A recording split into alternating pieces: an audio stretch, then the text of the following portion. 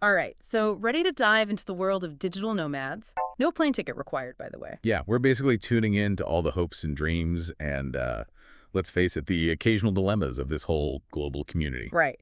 Our source today is Reddit's Reddit Digital Nomad.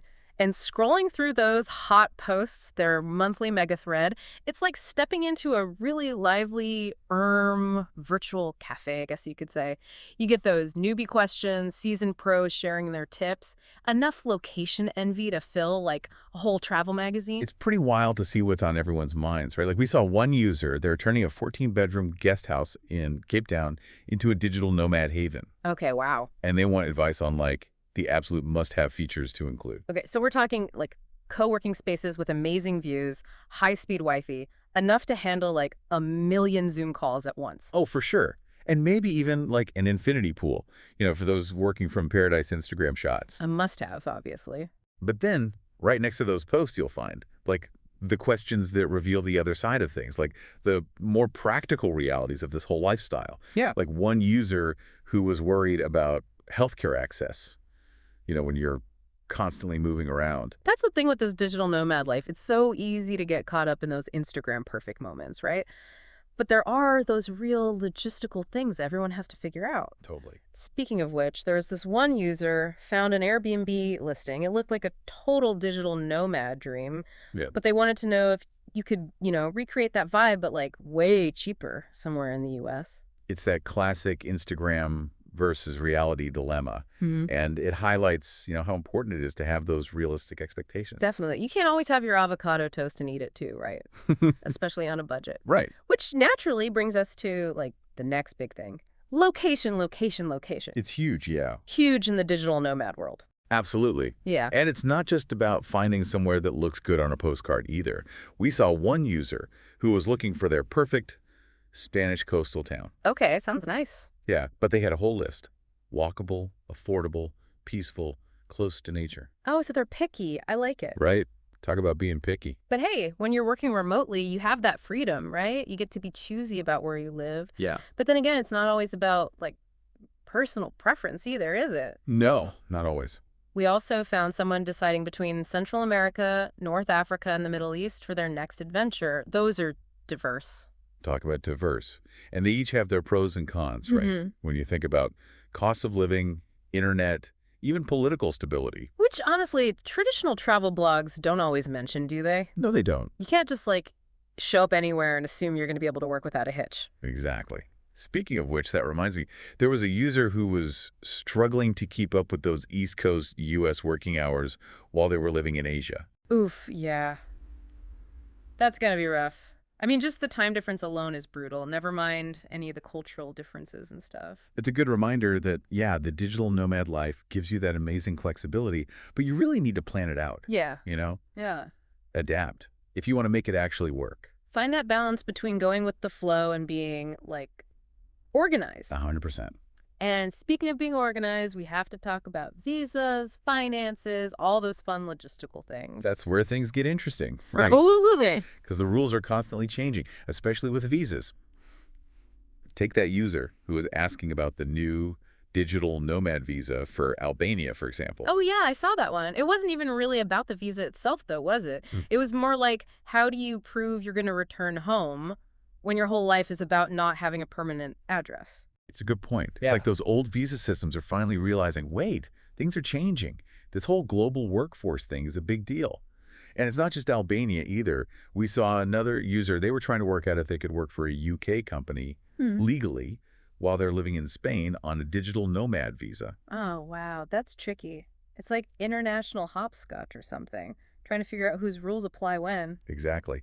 And then, just to make things even more fun, someone was asking about which banks work best for U.S. remote contractors who live abroad. Which makes sense. I mean, dealing with money across borders, that's got to be a nightmare with a regular bank. Oh, totally.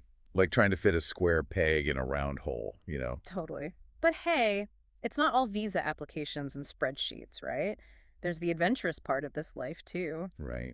What were they bringing on that 2-year bike trip? Alaska to Patagonia, wasn't it? Yeah, they were really debating iPad versus laptop for a trip like that. That's a tough one. Yeah. An iPad's way more portable, right? But can you really see yourself editing video, writing on a screen that small? It's a good point. Maybe one of those foldable laptops is the answer. Maybe. Or just a really good keyboard. But yeah, it shows you some things never change. And some questions never get old either. Like, how often do people actually start new side hustles and stuff? Because we saw someone asking about that. Yeah, It seems like that whole entrepreneurial spirit is alive and well. it really does.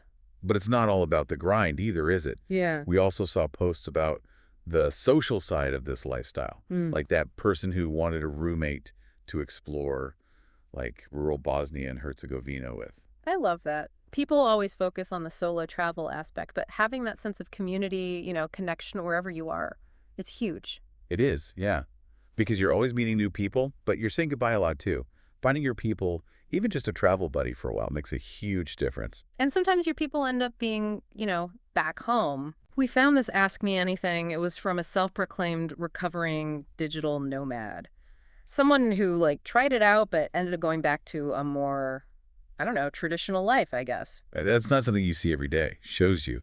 This life, it's not for everyone, is it? Takes a certain kind of person to really, thrive in that environment. For sure. Remember that post? It was questioning the whole, romanticized digital nomad thing. The one that was like, you're probably not too old, you're probably not too poor, but... Yeah, that but said it all. Got me thinking about all those things people don't always talk about. Right. And they were saying, it takes more than a laptop and wifey. You got to be independent. You got to be adaptable. Fine with not knowing what's next. And, okay, maybe a little bit immune to FOMO. Because let's be real, if you're always on the move, you're going to miss out on something. True. Very Yeah. true. It's easy to get caught up in the excitement of it all, But there are going to be compromises. Speaking of compromises, we saw a bunch of posts about, money. Like one user, they were asking about those high-paying remote jobs, but for people outside of the U.S. and Europe. That's a big one, isn't it? It shows you there's, different levels to this whole thing. A lot of those really well-paying remote jobs, they're still mostly for certain parts of the world. Yeah, it's almost like another kind of digital divide, isn't it? Your earning potential, even as a digital nomad, it's affected by, your passport, where you are in the world. Exactly. Makes you wonder about, equal opportunities. Do we all have the same access to the same things? We should talk more about that. We should. But hey, on a lighter note, gotta end on a positive, right? Remember that post about needing a dentist in South America? Even digital nomads get cavities, right? It's true. It's like, no matter how adventurous your life is, some things never change. Totally. Everyone needs health care, everyone needs a good dentist, and hey, everyone needs decent wifey. It's true. And sometimes you just need a good laugh, too. Remember that comment about, everyone secretly being annoyed with Americans because of those working holiday visas? Oh, man. Yeah, that was funny. But also so true. Right. It just shows you international travel, remote work. There's a lot of red tape. It's like a crash course in, everything. Global politics, taxes, different cultures. All in one. Exactly. Yeah. But hey, that's what makes it interesting, right? It does. It really does. Speaking of interesting, I feel like we've only just scratched the surface of this whole digital nomad world. Barely scratched it. But even in, this quick look, it's amazing how many different experiences there are. It really is. Yeah. Yeah. It's not just one kind of person, one right way to do it. Okay. We saw people just starting out, people going back home, people dealing with visas, laptops, iPads, It's like life, but with more travel. and maybe a few more beach sunsets. Definitely more sunsets.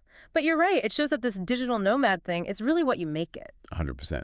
It could be amazing, right? If you want freedom, flexibility, all those new experiences. Yeah. But it's not for everyone. Nope. And it's definitely not easy. Not always, no. So maybe that's the takeaway here. Yeah. This life, it can be tempting, but it's no shortcut. You got to think it through, plan, be ready to change things up. Exactly. No magic involved. Just a laptop, a dream, and maybe a really good VPN. Oh, and travel insurance. Don't forget that. Essential. So to everyone listening, here's something to think about. What does a successful digital nomad life mean to you? Is it just about working from anywhere, or is there something more to it? Something to think about no matter where you're headed. I like that. Until next time, happy travels, everyone. Whether you're exploring the world or just your own backyard.